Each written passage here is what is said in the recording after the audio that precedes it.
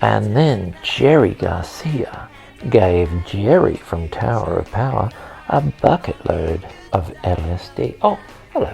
Well, thanks for joining me here in the Victorian wilderness in my little log cabin. I'm here with Panda, and we're just reminiscing about some people, some musicians, some music people that have popped in to join us here on the couch before over the years.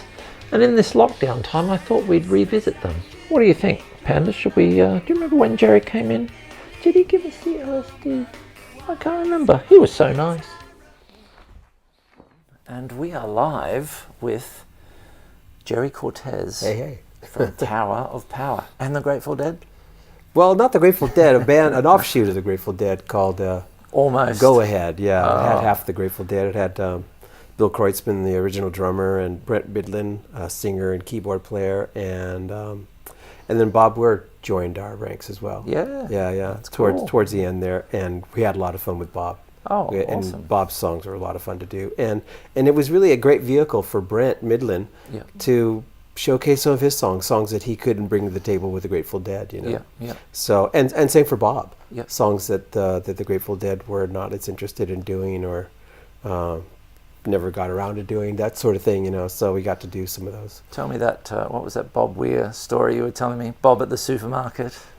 Oh yeah, I ran into actually at an office supply store, and my wife and I just happened to bump into him. We went to go stand in line at a queue, and he had actually turned around as soon as I walked up to him because he saw someone that was right behind me. Turned around and he goes, "Jerry?"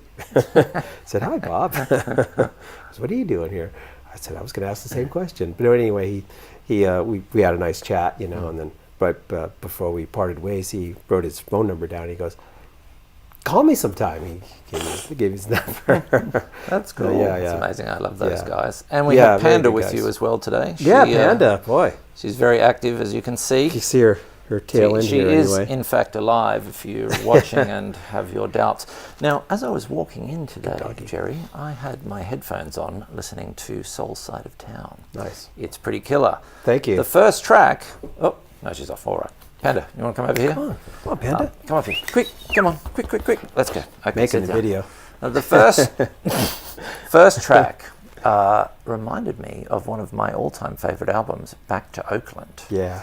Is that so? Who's doing the songwriting on that? Are you all songwriting, or is it one? Yeah, it's mostly Emilio and Doc, as it has been over the years. Yeah. But Rogers contributed to some of the tracks, and I co-wrote a song with Emilio called "Stop." Yeah. Rogers even singing a lead vocal on the album that's coming out soon. Yeah. Yeah, he's singing a lead vocal on a song that Rocco wrote with the keyboard player from Spyro Gyra. I forgot his name. Sorry. And that's a fun tune, actually. And then collectively, we did get together when we were doing Basics. Yeah. And we recorded. We kind of just like let's write something from scratch, like right now. What are we thinking? Where our heads at right now? You know.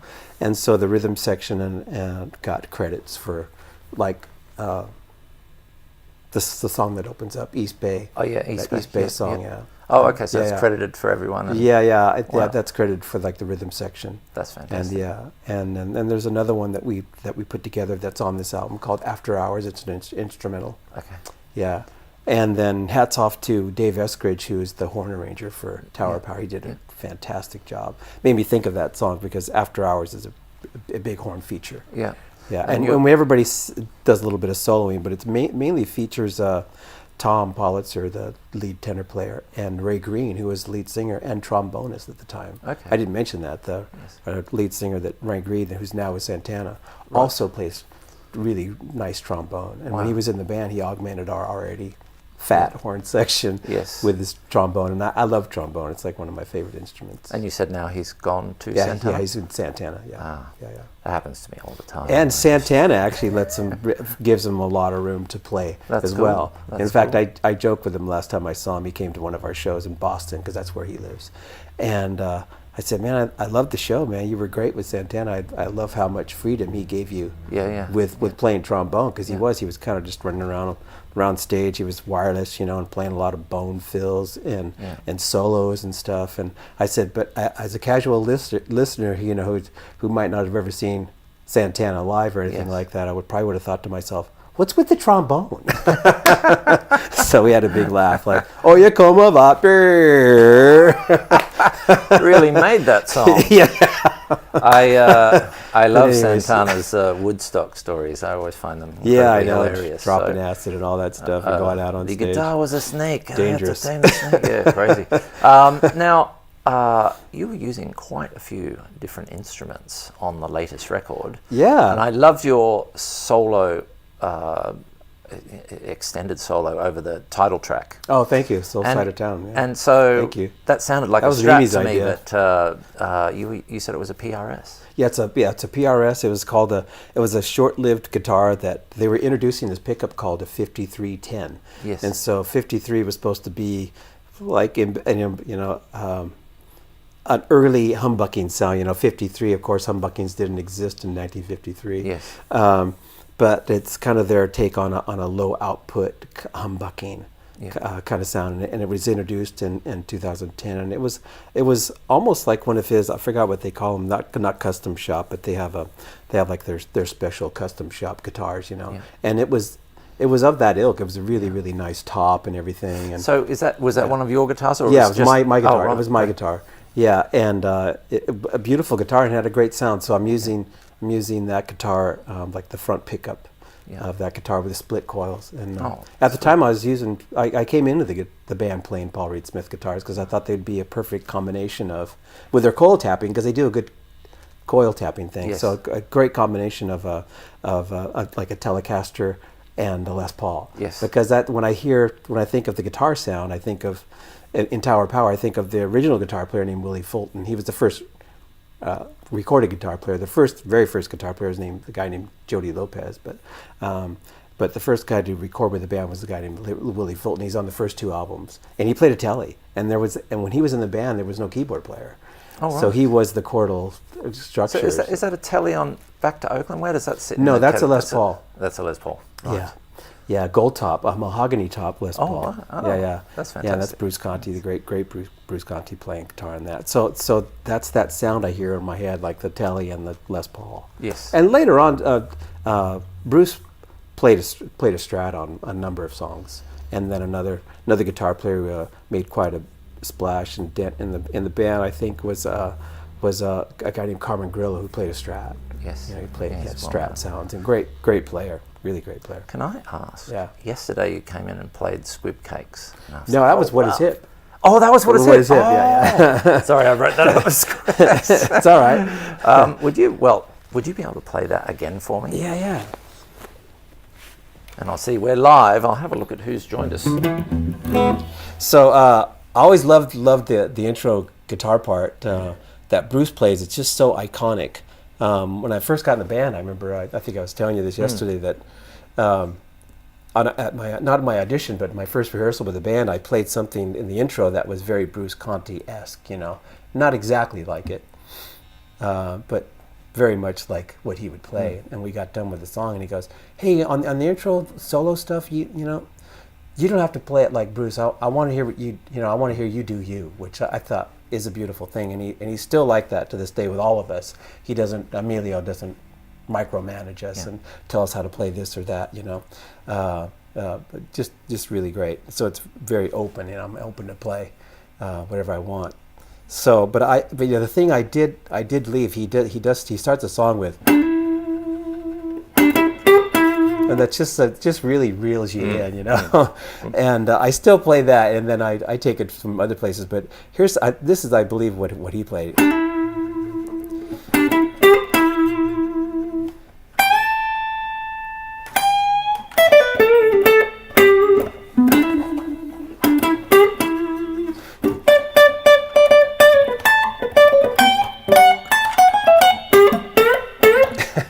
He does something like that. Then he goes into this just great rhythm stuff, with a, total James Brown rhythm stuff,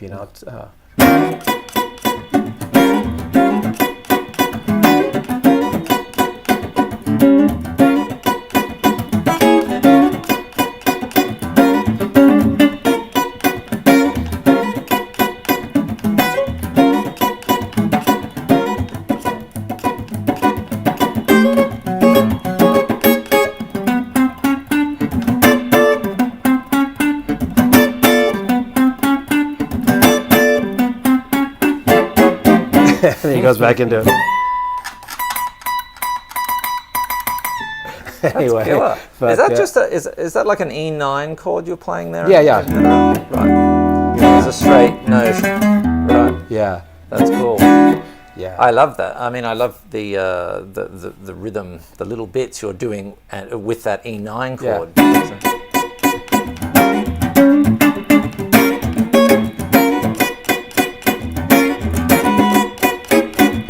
But you know, you think of songs like "Papa's Got a Brand New Band" by James Brown.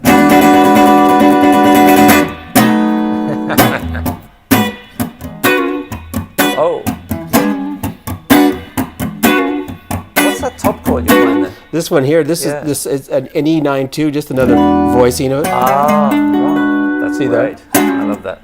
But you get the third down there in the bass. Yeah. And that's the voicing that the horns are doing. They're Yes. going,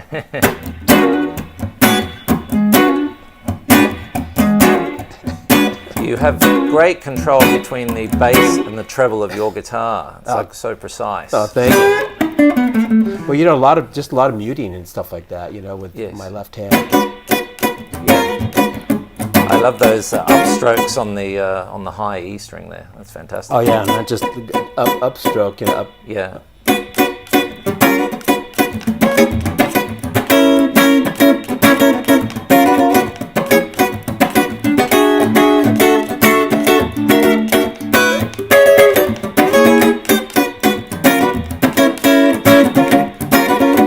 That's killer. Fun if you're stuff. watching from home and you want to come in for a lesson for lead playing, everyone always comes in, I want to learn the solo. Yeah. Forget that. You should be doing that.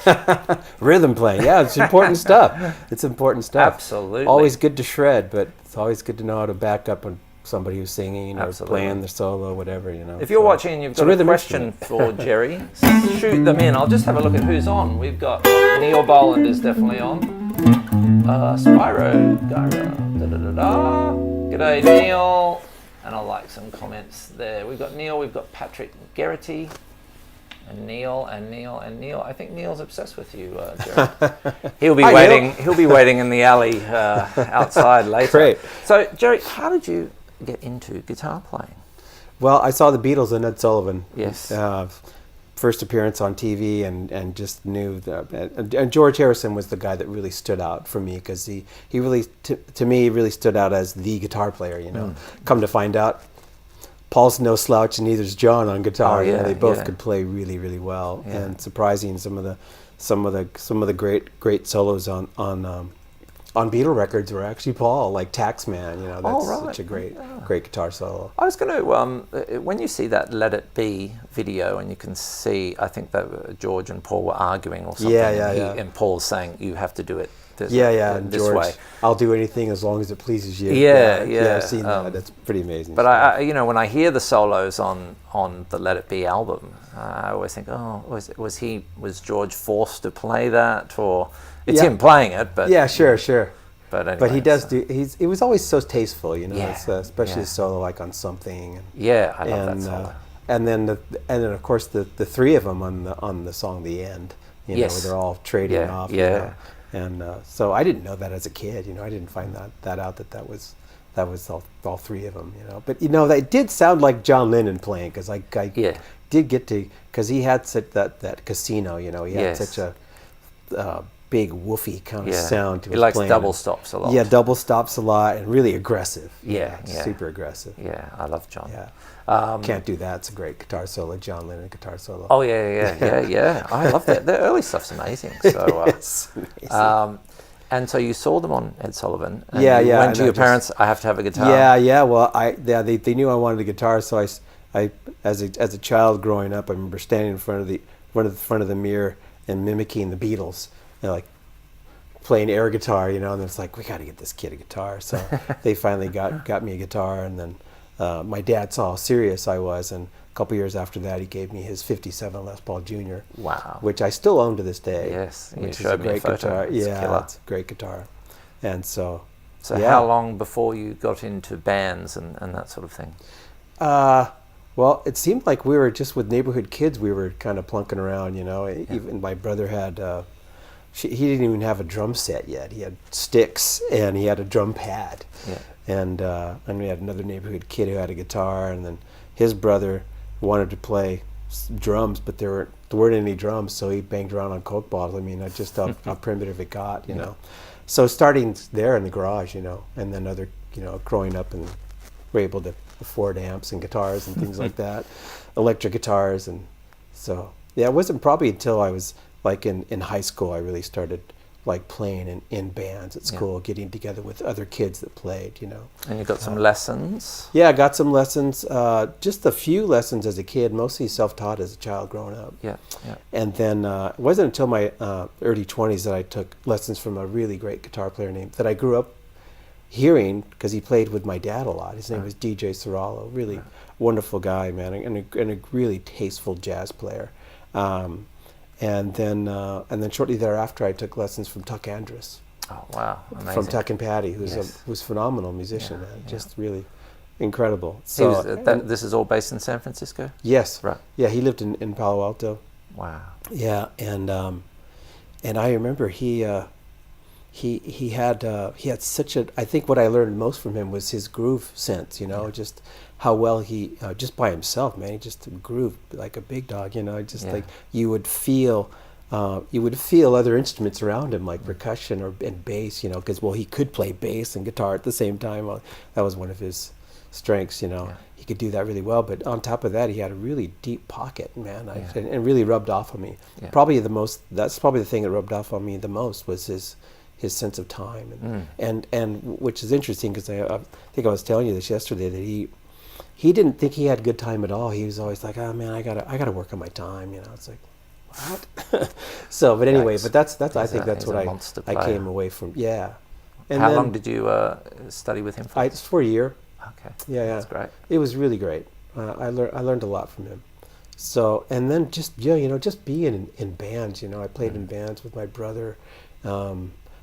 Touring the country, playing in top 40 bands, you could do that. You know, right out of high school, I did that, and then eventually got in a band playing originals, and you could do that in the Bay Area, San Francisco Bay Area, for a while. There was a lot of clubs that wanted you to play your own music. They didn't want to hear top 40 bands. That's good. Yeah, and there were times we not really like that. Yeah, I know it's not. Every once in a while, there'd be a current song that would come up, and we were like that caught our ear, and it's like, hey, let's do that song. That sounds like a fun song to do, you know, just add it to our set. And we'd learn it, we'd be having a blast with it, and people going, hey, stop playing that crap, man. We want to hear you guys, we came to hear your stuff. So it was really interesting. It was a really, really great time in the 70s to be in a band and make a living at it. It was wonderful because people supported the music, and we didn't have any albums out on it. They couldn't hear us on the radio, but they would come in and they would be singing along to our tunes. They would know the words and everything. That's great. Yeah, it is great. It was really a great time. So how did you end up? I'm trying to get to Tower of Power, but you mentioned earlier, and you were telling me yesterday, you were in a Grateful Dead spin-off band. Grateful Dead Santana spin-off band. Tell me about that. That was in the 80s, and I got turned on to that probably through a drummer who actually wasn't in that band, but he was the one who kind of opened that door. His name was David Perper, and he played with Jesse Colin Young and Pablo Cruz. And he got me involved with Jesse Colin Young, who's a singer-songwriter. Come on, people now, smile on your brother. All right. Everybody get together. Try to love one another right now.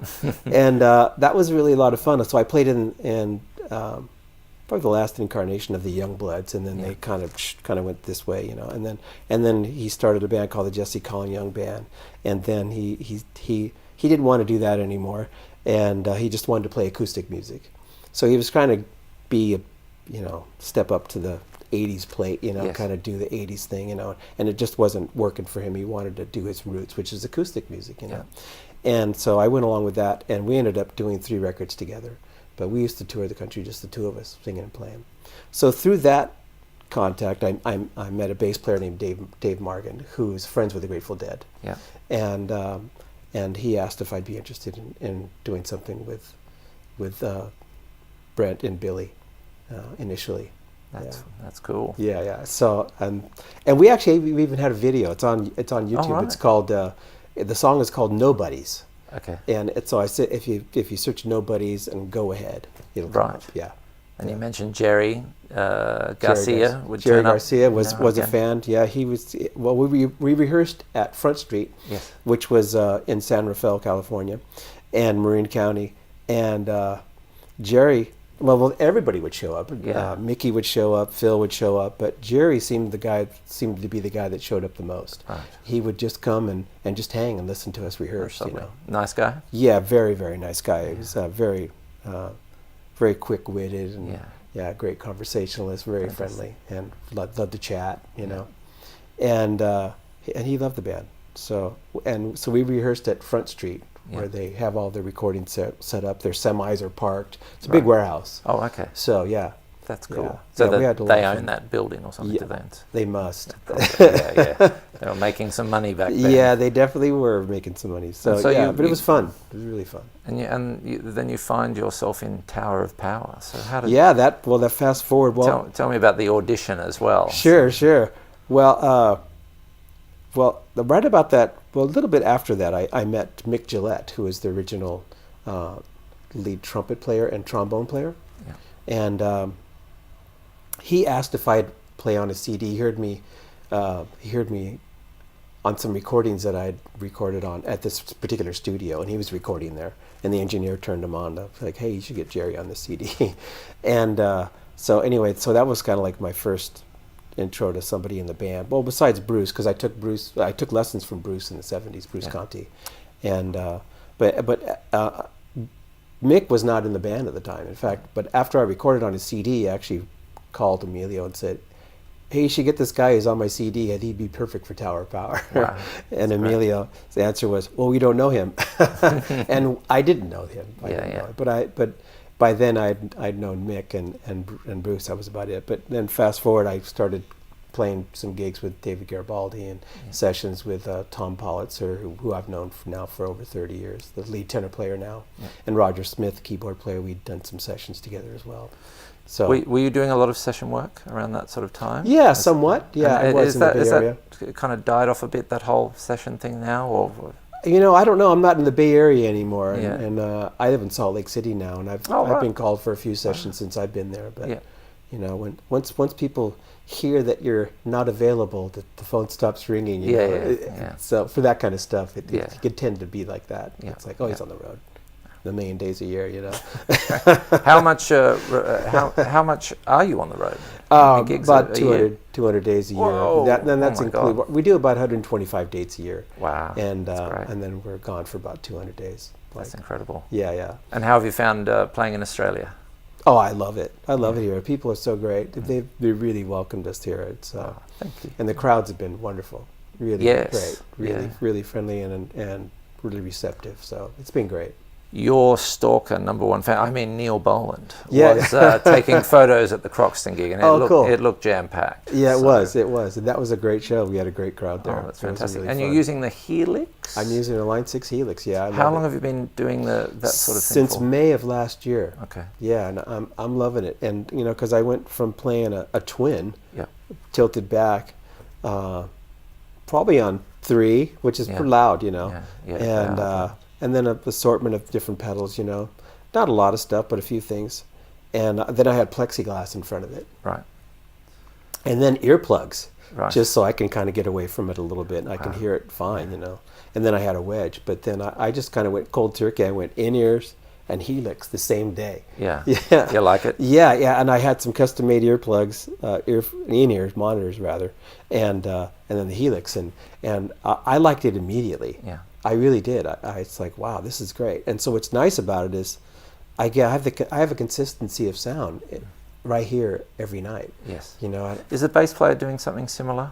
No, he's using an amp and a cabinet, but he does use InEars. Right. Yeah. Because I think you mentioned yesterday he said he was having trouble hearing you with the.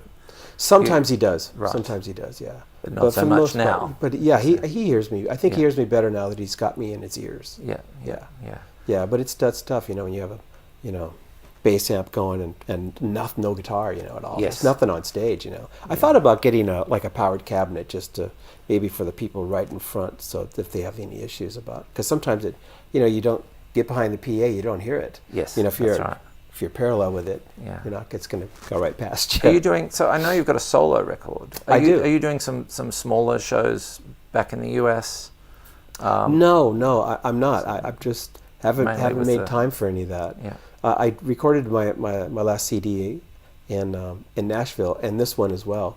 And some of the musicians that were there, it's like, hey, so when you come into town again? I said March. I said March 10th. I can't remember the date, but it was something March. And this was back in like October or something like that. I go, when you come into town again? He goes, well, your entire band's right here. Why don't we open up for Tower of Power? And I went, that might be a good idea. But it was a good thing I did. Keep it in the family. Yeah, I know. Yeah, but I did think about it. But then just didn't happen. So, but it was a good thing because the guy who actually mentioned that actually had a death in his family and had to actually go to California that day. So he would have been the first guy who had to sub out. So there's issues like that that I kind of don't want to have to deal with, especially when this is kind of like my focal point, being in Tower Power. I need to concentrate on doing that. Do you have some favorite songs you like to play rhythm for or in Tower? Oh gosh, everything. Everything's great. Everything is really, really a lot of fun, There's one song that we actually stopped doing for a little bit, but it's just a fun groove. It's what is the name of this song?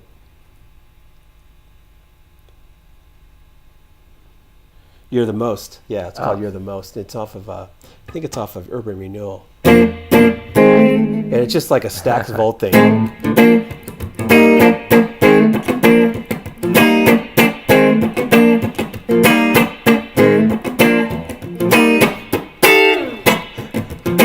Just a great groove. Then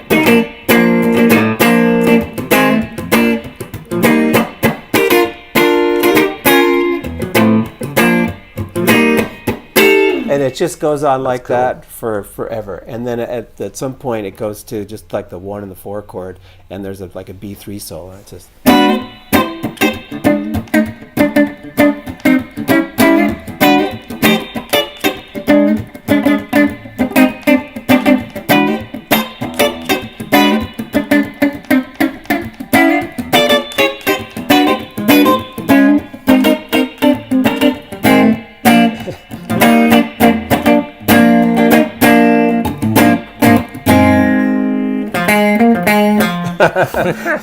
Our battery is just about done on the camera. Well, we should go then. I will give you the customary handshake. Yeah, thank you. Thank you so much. Yeah. I've already taken up enough of your time. Oh no, it's my pleasure. But if you would like to purchase or listen to Tower of Power's latest album, you can find it everywhere. Soul Side of Town. And what's your? It's called From the Ground Up. From the Ground Up. And I'm working on another one right now in Nashville. Yes. Yeah, almost done. Hopefully it'll be out later this year or beginning of next year sometime. Cool, man. Yeah. Thank you so much. Yeah, You're so thank nice. you again, Anthony. And, thanks for having me. You can find this on Facebook and YouTube. Yay. YouTube, I'll probably chop that little bit out where I dive into the tech. But thanks so much for coming in, and all the best. Thanks again, Anthony, for having me. And thanks for watching, guys. Sorry if we...